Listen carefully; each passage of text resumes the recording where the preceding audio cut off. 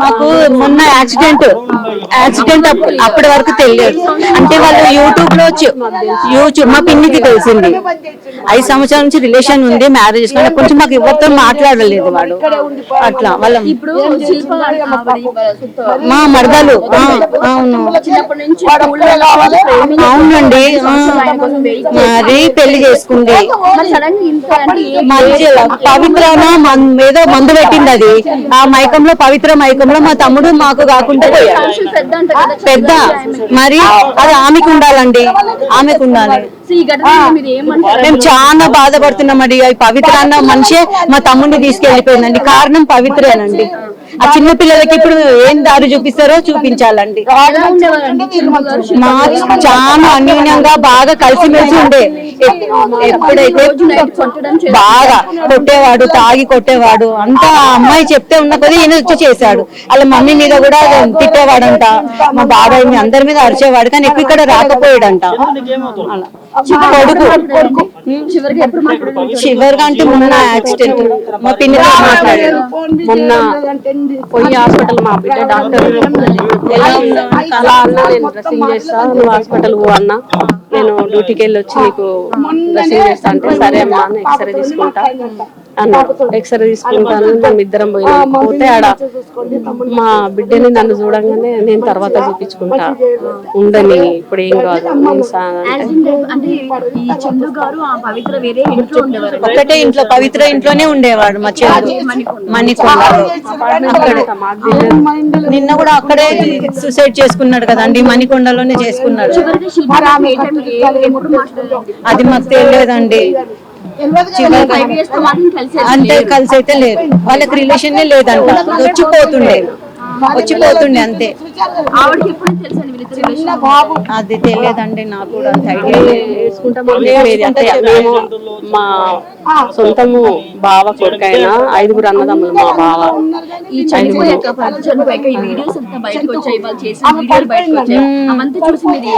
మేము చాలా ఫీల్ అయ్యామండి. ఇంత పెద్ద దాంతో ఎందుకు ఎఫ్ఐఆర్ పెట్టుకున్నాడు ఏంటిదని మేము కూడా ఫీల్ అయ్యాం. అంటే వాడు పవిత్రే నా ప్రాణం, పవిత్రే నా సర్వం, పవిత్ర అనే వాడు పవిత్ర మైకంలోనే ఉండి ఆఖరికి పవిత్రతోనే పోయాడండి.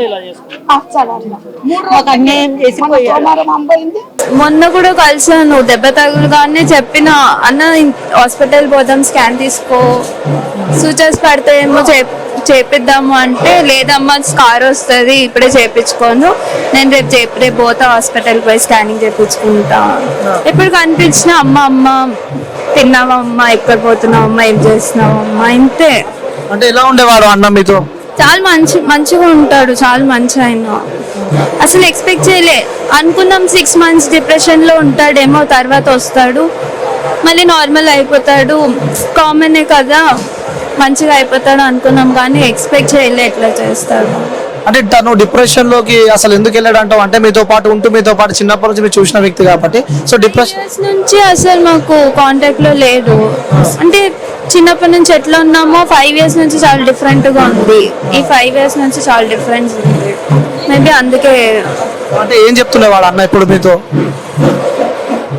అంటే అన్న మీతో ఎప్పుడు ఏం చెప్తూ ఉండేవాడు? అన్నతో ఉన్న మెమోరీస్ ఏం స్పెషల్ గా అంటే ఏం నార్మల్ గా క్యాజువల్. ఎట్లా అంటే ఈ మధ్య 5 years నుంచి రాఖీ పండుగ కూడా ఎన్నిసార్లు ఫోన్ చేసినా కలవకపోవడం. ఆ ముందంతా ఫోన్ చేస్తే ఇక్కడ ఉన్నామో, వస్తున్నా, ఈ టైంకి వస్తున్నా, ఇప్పుడు కట్టుకుంటా అని చెప్తుండే. అంటే ఎప్పుడు అన్నకి మీరు చివరిగా రాఖీ కట్టిన ఎప్పుడు? లాస్ట్ ఇయర్ అయితే కట్టలేదు, ఆ ముందు ఇయర్ లాస్ట్. ఇంకా లాస్ట్ ఇయర్ అసలు కలవలేదు, చాలాసార్లు ఫోన్ చేసాము. ఎప్పుడు చివరిగా మీతో కాల్ మాట్లాడిన? డైరెక్ట్ గా నేను మొన్న మాట్లాడిన, యాక్సిడెంట్ అయిన తర్వాత దెబ్బ తగిలినప్పుడే మాట్లాడిన, ఎట్లా ఉంది, ఎక్కువ తగిలిందా అని. అంతే, ఆ రోజే లాస్ట్. ఇంకా ఏం మాట్లాడిన చివరిగా? అంటే అన్న ఏమన్నా చెప్తూ ఉండేవాడా లైఫ్ లో ఇలా ఉండాలి అని చెప్పి? కూడా చెప్తాడు, ధైర్యంగా ఉండాలని చెప్తాడు. అంతేం పెరిగివాడు కాదు ఇది చేసుకునే అంత. బట్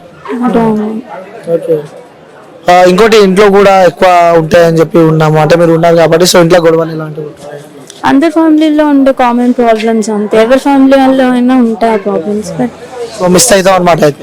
ఆబ్వియస్గా మిస్ అవుతుంది. Thank you sir. అసలు ఏం జరిగింది వాస్తవంగా, ఏం జరిగింది అంటారు? ఆత్మహత్య చేసుకున్నారు. వాస్తవానికి 3-4 రోజుల ముందు తనకి యాక్సిడెంట్ జరిగింది. గాయాల పాలై హాస్పిటల్లో ఉండే మళ్ళీ వచ్చాడు బయటికి. పవిత్ర చనిపోయింది. చనిపోయిన తర్వాత 4-5 రోజుల వరకు మనస్తాపానికి గురై అతను సూసైడ్ అటెంప్ట్ చేశాడు. అలా జరిగిందనమాట. ఎప్పుడు జరిగిందంటే నిన్న మధ్యాహ్నం అలా జరిగింది. మాకు సాయంత్రం వరకు ఇన్ఫర్మేషన్ వచ్చింది. ఈరోజు ఉదయం పోస్ట్మార్టం జరిగినాక తీసుకొచ్చారు. ఇప్పుడే ఈరోజు ఎలాగో అంత్యక్రియలు కూడా జరుగుతాయి. అంటే మీతో ఎలా ఉండేవాడు అంటే పవిత్ర చనిపోయిన తర్వాత ఆ కొన్ని రోజులు ఏదైతే గడిచిన కొన్ని రోజులు ఉన్నాయో, సో ఆ రోజులు ఏ విధంగా ఉండే వ్యక్తి? గత 2-3 నెలలుగా సరిగ్గా కలవకపోయేవాడు. షూటింగ్ అని బయట ఉండి అక్కడుండి చాలా తక్కువ కలిసేవాడు. నాతో మాత్రం చాలా క్లోజ్ ఉంటాడన్న. ఎక్కడికైనా నేను కూడా వెళ్ళేవాడిని అన్నతో పాటు. షూటింగ్కి అటు ఇటు వెళ్తూ ఏదైనా వర్క్ చేసేవాడు. చాలా బాగుండేవాడు అన్న. అంటే మీరు గమనించలేదా వ్యక్తి కొంచెం చనిపోయిన తర్వాత డిప్రెషన్లో ఉన్నాడా, లేకుంటే పర్లేదు బాగానే ఉన్నాడా, లేకుంటే ఏ విధంగా ఉండే అంటున్నా మనిషి? కొంచెం డిప్రెషన్లో ఉండే, కోలుకుంటున్నాడు అనే సమయం వచ్చిందని మేము అనుకునేసరికి తను ఒంటరిగా వెళ్ళి అలా చేసుకున్నాడు. ఇలా చేసుకుంటాడని అస్సలు అనుకోలేదు. అతను ఎంతో ధైర్యవంతుడు. అందరికీ ధైర్యం ఇస్తూ అందరికీ ఎంతో మేలు చేసి హెల్ప్ చేసి చాలా మందికి మంచి మోటివేషన్. ఎలా అంటే ఏదైనా ఎదిరించాలరా అని చెప్పే విధానం ఉంటుండే. అతనే ఇలా చేశాడంటే అస్సలు నమ్మలేకపోతున్నా. ఇప్పటికీ అసలు నమ్మలేకపోతున్నా అన్నట్లు చేసిండంటే. అంటే ఎందుకు అంత డిప్రెషన్, అంత స్ట్రాంగ్ ఉన్న వ్యక్తి అంత డిప్రెషన్కి వెళ్ళడానికి రీజన్ ఏమంటారు? ఓన్లీ పవిత్రనే అంటారా, లేకుంటే కుటుంబ మధ్యలో కలహాలు కానీ ఇలాంటివి ఏమైనా అతనికి లైఫ్లో పర్సనల్ ఇష్యూస్ ఏమైనా ఉన్నాయా? పర్సనల్ ఇష్యూస్ అంటూ ఏమీ లేవు. తను చేసే సీరియల్స్ అన్నీ బాగానే చేస్తాడు. ప్రజెంట్ వచ్చేసి పవిత్ర ఇష్యూ మాత్రమే. దానికే మనస్తాపానికి గురై అతను ఇలా చేసుకున్నాడని తెలియజేస్తున్నాడు. అంటే మీకు ఓన్ బ్రదర్ కాబట్టి సో ఈ క్వశ్చన్ అడగడం జరుగుతుంది నేను. సో ఆల్రెడీ ఆ పవిత్రతో మ్యారేజ్ అయింది, అఫీషియల్గా మ్యారేజ్ అయిందని చెప్పి కూడా ఈ సీరియల్ ఇండస్ట్రీకి సంబంధించిన వాళ్ళు అంటున్నారు. వాళ్ళు కొన్ని ఫొటోస్ సేవ్ చేశారు అంటూ కూడా. సో వాస్తవంగా మీరు యాజ్ అ బ్రదర్గా అంటే వాస్తవంగా వాళ్ళిద్దరికి మ్యారేజ్ అయిందా లేకపోతే? అంటే నేను కూడా విన్నది న్యూస్ మాత్రమే. వాస్తవంగా నాకు రుజువులతో పాటు మాత్రం తెలియదు. నేను కూడా విన్నాను, అలా తెలిసినాక అతను ఇలా జరిగాక కొంచెం డిప్రెషన్లో వెళ్ళాడు. తర్వాత ఇలా మ్యారేజ్ అయింది, అవన్నీ తెలిసాయి. పర్ఫెక్ట్ రుజువులతో అయితే మాత్రం నాకు తెలియదు. అంతే అని. అంటే అఫీషియల్గా మాత్రం 2015లో శిల్పతో మ్యారేజ్ అయింది. 2015లో శిల్ప వదినతో మ్యారేజ్ అయింది. జరిగిన తర్వాత గత 4-5 ఏళ్ళు ఉండొచ్చు ఇలా కొంచెం షూటింగ్కి వెళ్తూ కలవక. ఇంకోటి మోస్ట్లీ డిప్రెషన్ వచ్చేసి ఒక 2-3 మంత్స్ నుండి కలుస్తలేడు, మాట్లాడతలేడు. అప్పుడప్పుడు వచ్చి చాలా తక్కువ కలిసేవాడు. 15 రోజులకు ఒకసారి, వారానికి ఒకసారి. ముందైతే ఆల్మోస్ట్ ఎవ్రీ ఆల్టర్నేట్ డే అలా కనిపిస్తుండే. ఏటి కంటాడికి తీసుకెళ్లేవాడు. అన్నతో పాటు అలా బయటికి వెళ్తుండే, షూటింగ్లోకి వెళ్తుండే. చాలా బాగా చూసుకునేవాడు. అసలు అతని గుణం ఎట్లాంటిదంటే చాలా మంచోడు, అందరికీ హెల్ప్ చేసే గుణం. ఇలా చేస్తాను అస్సలు ఎక్స్పెక్ట్ చేయలేదు. అస్సలు పెద్ద ఎత్తున కూడా టీవీ ఛానల్లో చూస్తూ ఉంటే మాత్రం తనకి సంబంధించి కూడా నెగిటివ్ కూడా ఎక్కువ రావడం జరుగుతుంది. ఫుల్ తాగి వచ్చి కూడా వాళ్ళ వైఫ్ని కొడుతూ ఉంటాడు. సో పిల్లల్ని సరిగా పట్టించుకోడు, సో ఇల్లుని కూడా సరిగా పట్టించుకోడు అని చెప్పి కూడా కొన్ని వింటున్నాం మనం. సో మీరు ఇంట్లో ఉంటారు కాబట్టి వాస్తవంగా అలాంటి వ్యక్తేనా? సో వాళ్ళ ఫ్యామిలీ ఏ విధంగా ఉండేది అంటారు? అంటే చిన్న అలాంటి వ్యక్తి అస్సలు కాదు. మామూలుగా చిన్న గొడవలు జరిగేటివేమో కానీ అలా బయటికి వెళ్ళి వచ్చేవాడు అంతే. కానీ ఇలా మరీ అట్లా చేసేవాడు కాదు. మరీ ఇట్లా ఘోరానికి తలబడతాడని అస్సలు ఊహించలేని విషయం ఇది. అసలు నమ్మలేకపోతున్నానండి. అంతే, ఇంకా మాటలు రావట్లేదు. సో ఫస్ట్ మీ బ్రదర్ చనిపోయాడు అని చెప్పి మీకు ఫోన్ రాగానే ఆ క్షణం మీకు ఏమనిపించింది? ఆ క్షణానికి కళ్ళల్లో నీళ్లు తిరిగి ఒకటే విధంగా నేను షాక్ అయిపోయి ఆడ కూర్చుండిపోయాను. నేను ఆఫీస్లో ఉండే, తెలియగానే బండి వేసుకొని ఉరికొచ్చేసిన. నిన్న రాత్రి తెలిసింది నాకు. ఆ షాక్లో ఎలా వచ్చానో నాకు కూడా తెలియదు. మా ఫ్రెండ్స్ వచ్చారు నాతో పాటు, తీసుకొచ్చి ఇన్నే ఉండిపోయినుండే. ఆ షాక్లో ఉండిపోయినా.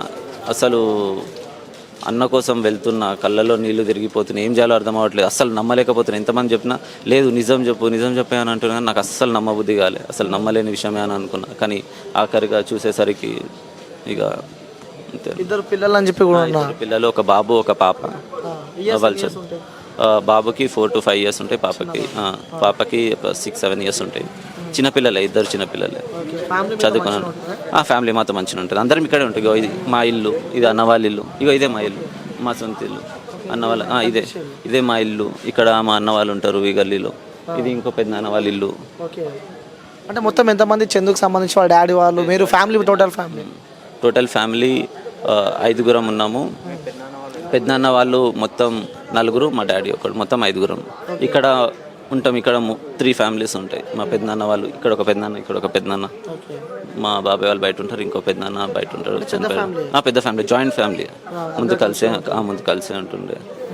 సో చందుకి ఇలాంటి బ్యాడ్ హ్యాబిట్స్ కానీ లైక్ డ్రగ్స్ తీసుకోవడం కానీ చెడు అలవాట్లు ఏమన్నా? చెడు అలవాట్లు ఏం లేవు. డ్రగ్స్ అట్లాంటి అలవాట్లు అస్సలు లేవండి, అస్సలు లేవు. ఓకే. సో ఇప్పుడు అంత్యక్రియలు ఎవరు చేయనున్నారు అంటే ఫ్యామిలీకి సంబంధించిన వాళ్ళు ఉన్నారు?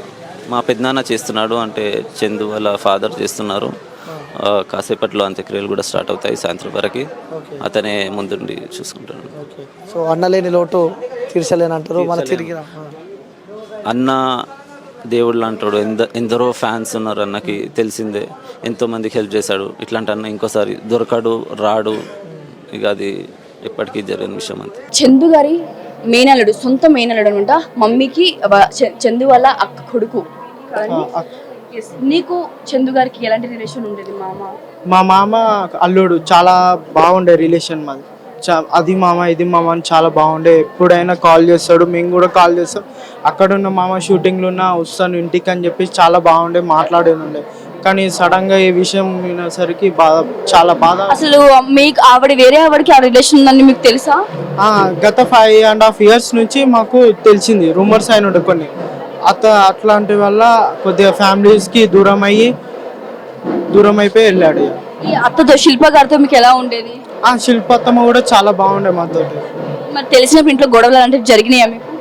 చిన్న అయినాయి, కానీ అంత మా మామ కొద్దిగా పట్టించుకోకుండా బయటికి వెళ్ళిపోయి అక్కడ షూటింగ్స్ అని చెప్పేసి అక్కడనే ఉండే. కొద్దిగా ఫ్యామిలీస్కి ఆమె కొద్దిగా క్లోజ్ అయ్యే వాళ్ళ దూరం అయిపోయాడు. మీ మామని మిస్ అవుతారు మీరు బాగా? చాలా మిస్ అవుతున్నాం మా మామ. ఎందుకంటే మా మామ షూటింగ్స్ చేస్తాడు కాబట్టి చాలా మంది మీ మామ సీరియల్స్లో చేస్తాడు, అది చేస్తాడు అని చెప్పేసరికి కొద్దిగా బాగుండే. మీకు ఎప్పుడు తెలిసి చనిపోయారనే విషయం? నిన్న నైట్ వెంటనే హాస్పిటల్ దగ్గరికి వెళ్ళాం. అక్కడ నుంచి లేట్ అయిపోయింది చెప్పి. చివరికి మీ మామ మీతో మాట్లాడిన డే ఎప్పుడు, సందర్భం ఏంటి? లాస్ట్ డే అంటే 16th. మొన్న రీసెంట్లీ అయితే మా ఇది కాకు, ఏం కాదు అది ఇది అంటే, సరే మామ ఏం కాదు అది ఇది అని చెప్పి చాలా బాధపడి ఏడ్చాడు. కొద్దిగా డిప్రెషన్ నుండి ఏం మాట్లాడలేకపోయింది. మీరు వెళ్ళలేదా అసలు? ఈ ఇన్సిడెంట్, పవిత్ర ఇన్సిడెంట్ అయినాక మీరు ఆయన కలవలేదు ఎప్పుడు?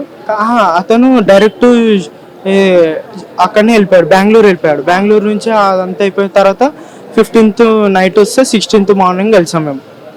15th వాళ్ళకి చిన్న పిల్లలు ఇద్దరు, వాళ్ళని చూస్తుంటే మీకు ఏమనిపిస్తుంది? చాలా బాధ ఉండే. అప్పుడైనా చాలా మంచిగా ఉండే పాపం. మాతో మా ఇంటికి వచ్చేవాళ్ళు, మేము వాళ్ళ ఇంటికి వెళ్ళాము, మాట్లాడే వాళ్ళము. చాలా చిన్న పిల్లలు ఆడుకునే వాళ్ళం మేము కూడా మంచిగా. ఇప్పుడు అలాంటిది మా అమ్మ లేకుండా పోయింది.